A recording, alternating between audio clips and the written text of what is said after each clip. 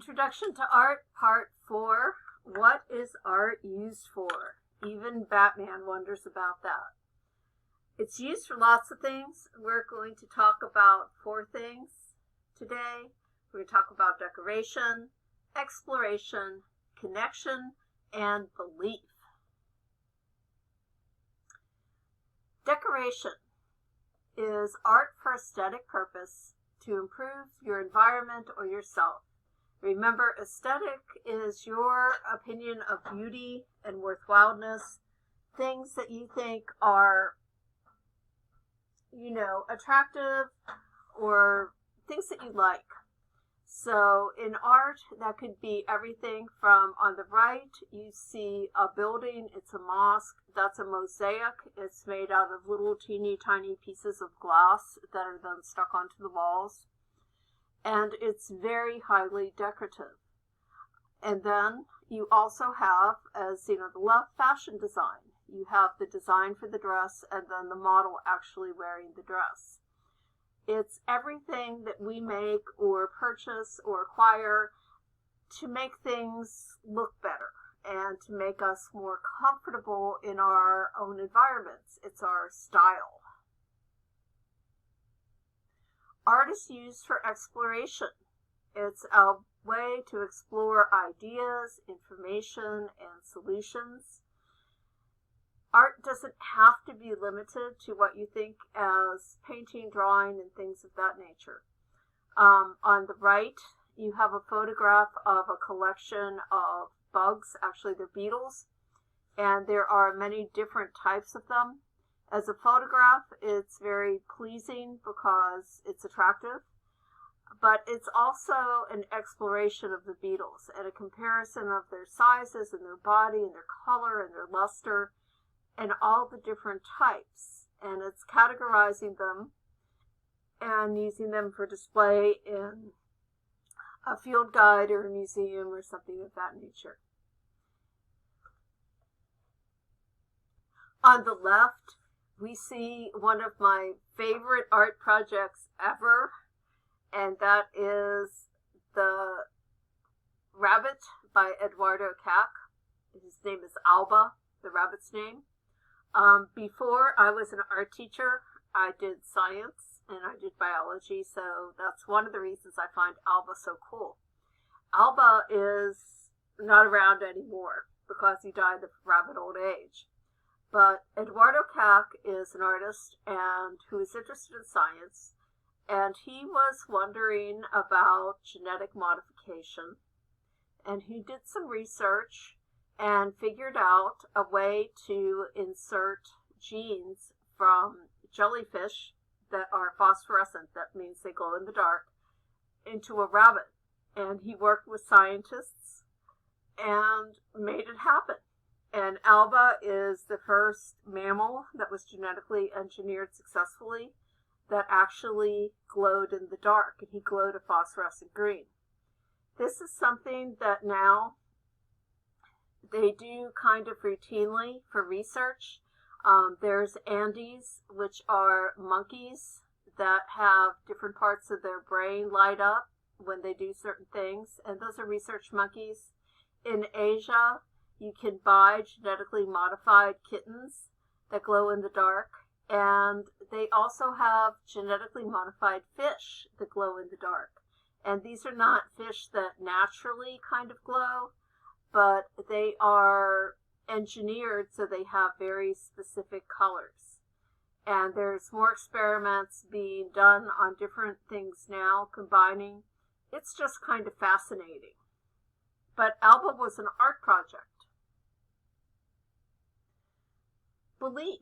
Belief is very important to people, and it's art as a means to connect with yourself, with your unconscious, and with religious concepts. Belief doesn't always have to be associated with religion. It could just be more of a psychological investigation of yourself and your own personal beliefs in things, or it could be a cultural belief system. And then your images, there's the throne of the third millennium again. We talked about that. before when we talked about intrinsic motivation in the first slideshow. And that was somebody's personal belief and personal idea of what they thought they could express their religion as. And then on the right, you have a very famous sculpture. It's the Pietà by Michelangelo. Remember, we also talked about him back in Motivation and the Sistine Chapel. He didn't really want to paint it because he didn't like painting. He liked sculpting. And this is one of the favorite things that he made. He really thought he did a good job, and he did, of the grieving Mary and Christ down from the cross. And he expressed and put in his own connection to spirituality and religion when he sculpted this. And that informed the way that he put it together and the overall mood of that piece. Connection is connecting between ideas, experiences, cultures, time, people, and events, putting things together. On the left little cartoon is the Ninja Turtles. And if you don't know the story of the Ninja Turtles, in the comic book, when the comic book was first invented and the story was written, it was invented in a bar on a napkin. And the story is that there were these turtles that had gotten knocked off of a truck and landed in some radioactive sludge and developed abilities and personalities and became humanized. And Splinter, who was a rat that was also humanized and also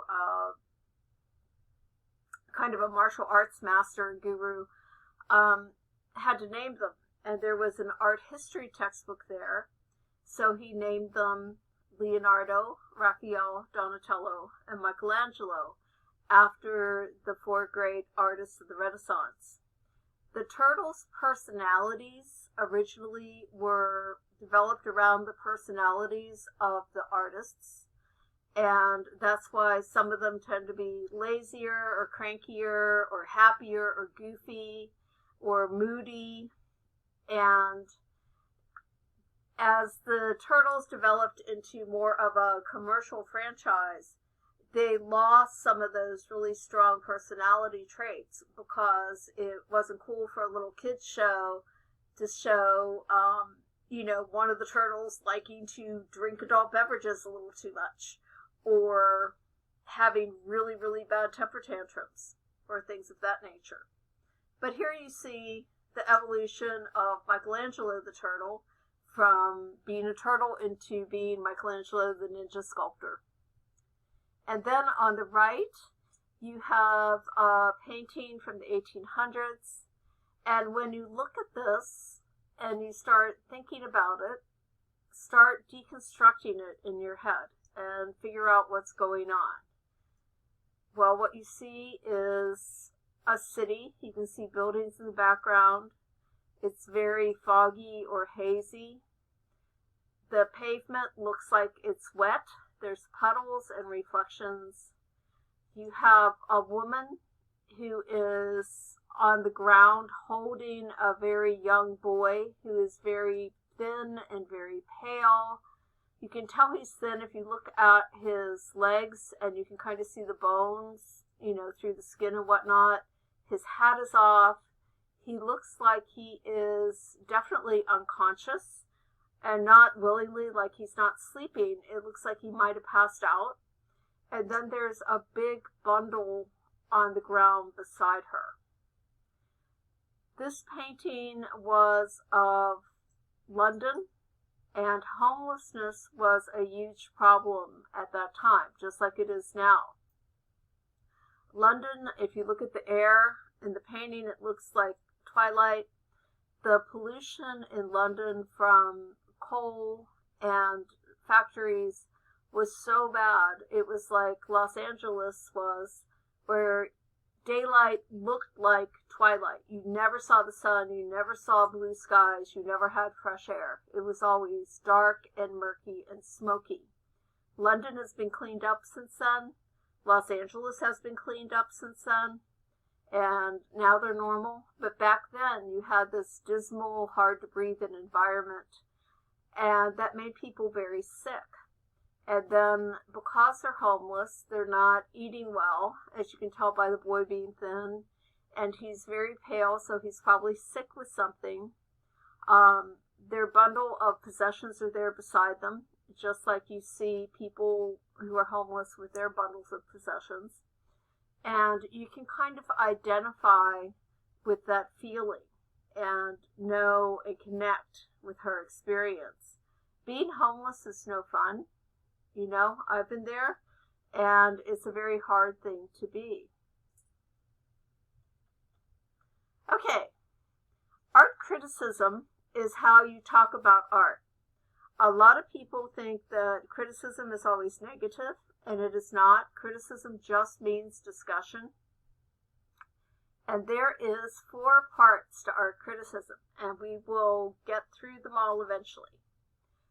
So the very first part is description.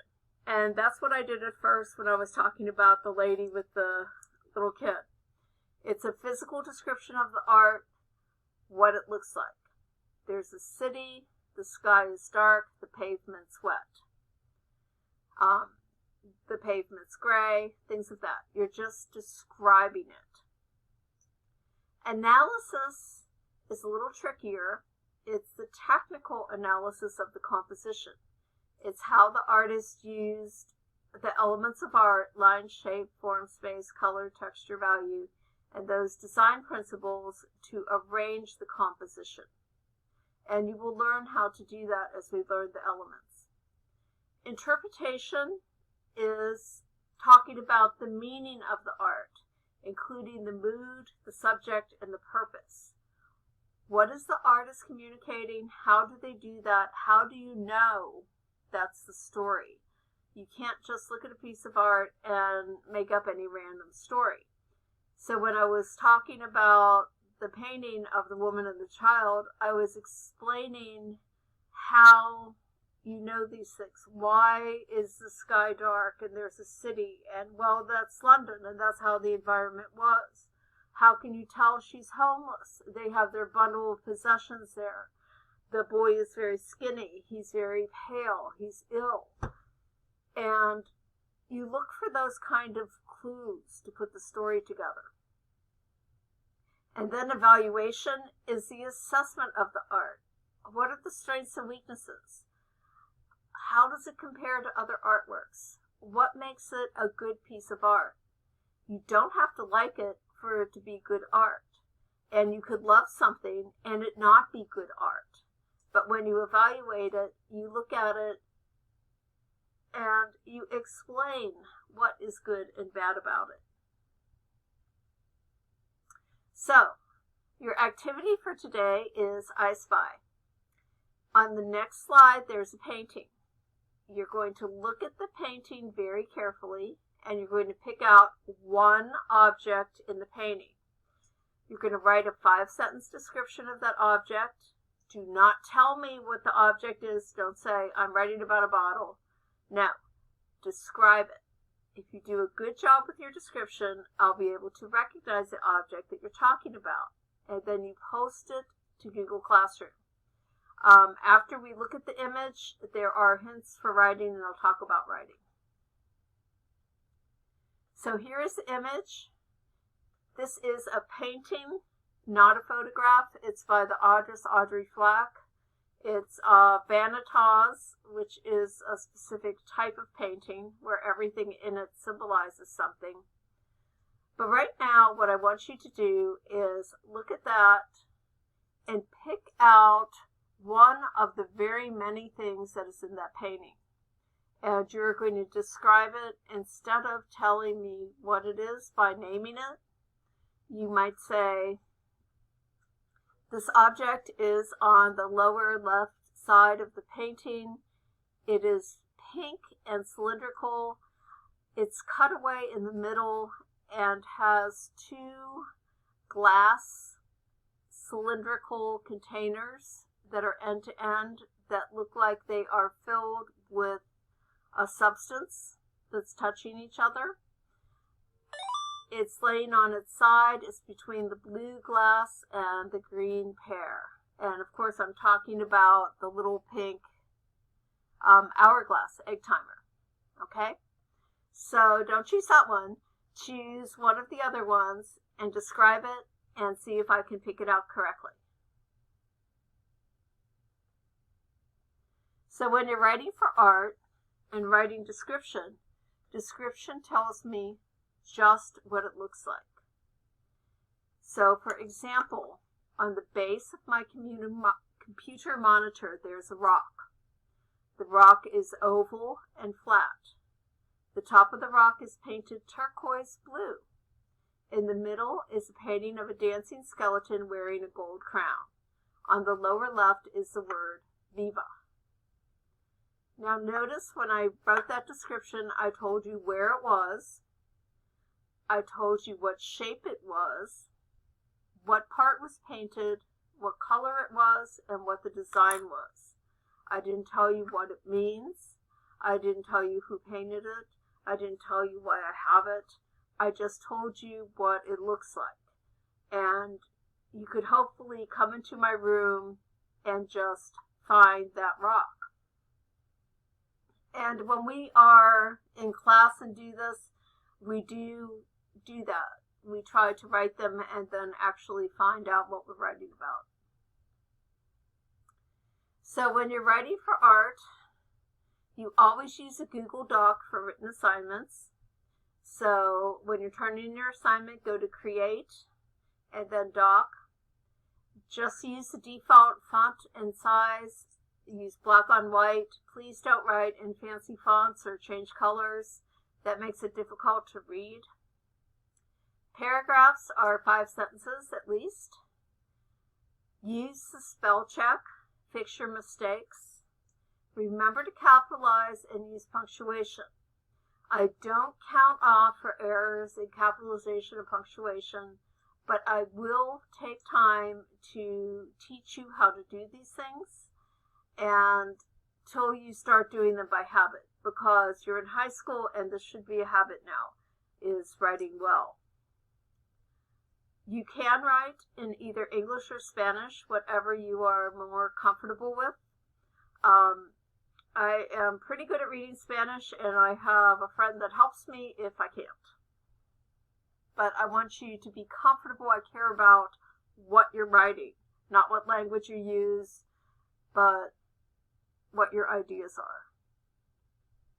And there is the rock that I described with the happy little dancing skeleton on it. You might have noticed that, and you will notice once you get into class, there are a lot of skeleton type things in here. I collect bones and skeletons, not people skeletons.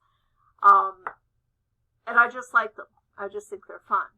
And then the rocks come from people who travel, because when people go places, I always say, bring me back a rock when they ask if they can bring me something. Sometimes they paint on them, like this one, and sometimes they're just plain. So, reviewing from today and this week, what is art? Is communication through the. Why do people make art? Intrinsic motivation, extrinsic motivation. What's the difference? How do people make art? What is medium, media, technique, and process? And then what is art used for? What are the 4 parts of art criticism? When you look at this image, let's give it a go. Think about describing this image. This is a painting on a wall of a young girl who is wearing a dress and a red hooded cape.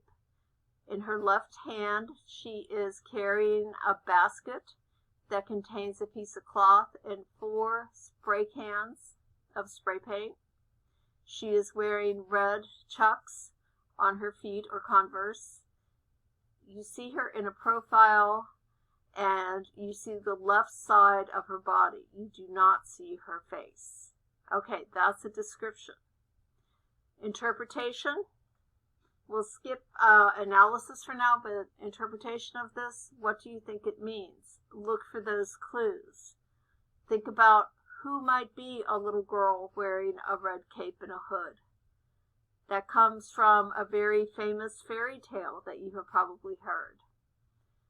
Why does she have spray paint in her basket instead of food to take to Grandma? Okay? Think about those things. This work is by the graffiti artist Banksy. And that is it for today. Now, play I Spy, go back to the slide, and write your paragraph.